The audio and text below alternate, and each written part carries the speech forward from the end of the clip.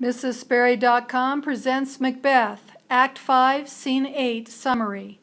Macbeth, in a place on the field of battle away from young Siward's body, is speaking his thoughts aloud. He says, "Why should I play the Roman fool and die on mine own sword, whiles I see lives the gashes do better upon them?" Note: Macbeth is thinking about killing himself because he does not know how he can win. In Roman times, soldiers who could not win or run away from their enemies killed themselves with their own swords so they would not be killed in a more painful way than necessary. He decides not to kill himself. He says bloody gashes, cuts, look better on his enemies than on himself. Macduff enters. He says, "Turn, hellhound, turn." Note: Macduff has just called Macbeth the dog from hell. Macbeth turns around. He says he has been staying away from Macduff. Macbeth tells Macduff to stay back. Macbeth says his soul is too heavy with the blood of Macduff's family. Macbeth feels guilty and does not want to fight Macduff. Macduff says he has no words to say to Macbeth. Macduff says his sword is his voice. He will not use words to say how he hates Macbeth. He will use his sword to kill Macbeth. Macduff says there are no words strong enough to describe how evil Macbeth is. Macduff and Macbeth fight. Macbeth tells Macduff that he is losing, that his labor, his attack cannot be successful. Macbeth says Macduff cannot hurt the air or Macbeth with a sword. Macbeth says Macduff should go fight someone who can be hurt, because Macbeth has a charmed life, a life protected by spirits, and can only be hurt by someone not of woman born. Macduff tells Macbeth to give up his hope that the charm will protect him. Macduff says the evil spirit which protects Macbeth can tell Macbeth that Macduff was from his mother's womb untimely ripp'd. Macduff was cut out of his mother's uterus because he could not be born naturally. Macbeth says Macduff's tongue should be cursed, should be hurt, for telling Macbeth about Macduff's birth. Macbeth says the better part of himself is now cowed. Macbeth's bravery has changed to fear. Macbeth says that he now does not believe in the words of the evil spirits who fooled him by saying things that had two meanings.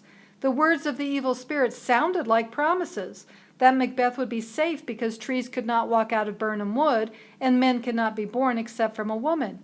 But their actual meaning, that Malcolm's soldiers would attack carrying branches from the trees of Birnam Wood, and that Macduff was torn from his mother's body, not born naturally, have broken the spirit's promises and have ended Macbeth's hope for a good future. Macbeth says he will not fight Macduff. Macduff says Macbeth can stop fighting. Then Macduff and his men will put Macbeth in a show, like a show that has monsters, deformed animals. Macduff says people can come to see Macbeth. There will even be a picture of Macbeth painted on a pole, and underneath the picture will be the words, "Here may you see the tyrant." Macbeth says he will not stop fighting, kiss the ground in front of Malcolm, or let common people curse him, say bad things to him. Macbeth says that it is true that Birnam Wood has come to Dunsinane, and Macduff was not of woman born, but Macbeth will fight to the end. Macbeth says, "Lay on, Macduff, and damned be him that first cries hold enough." Note: Macbeth is telling Macduff to begin fighting again. Macbeth says the first man who says he wants to stop should be sent to hell. Macduff and Macbeth fight. They continue fighting as they exit the stage. Note: sometimes the final act of Macbeth is divided into 11, not 8 scenes. Scenes begin and end when the location of the actors changes. Here, Macbeth and Macduff leave the stage, as they did in Scene 7 before Siward talks to Malcolm about going into the castle.